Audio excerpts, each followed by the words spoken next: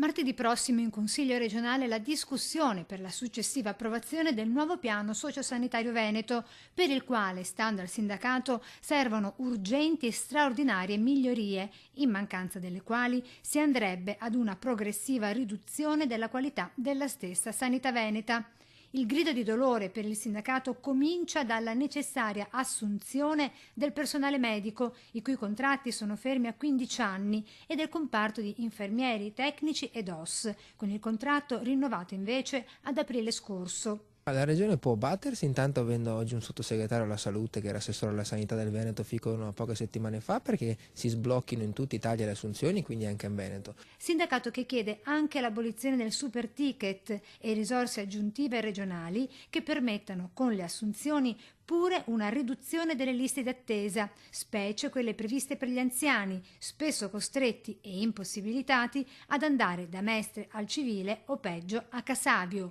Noi abbiamo le pensioni, no, nei cittadini veneti che sono, per quanto riguarda gli uomini, attorno ai 1.200 euro, per quanto riguarda le donne 650 euro. Quindi dovete immaginare come una persona anziana aumentano i bisogni di cura, pensiamo ai farmaci, come possa accedere, no, regolarmente alle cure se non c'è un intervento pubblico che possa prendersi in carico queste persone.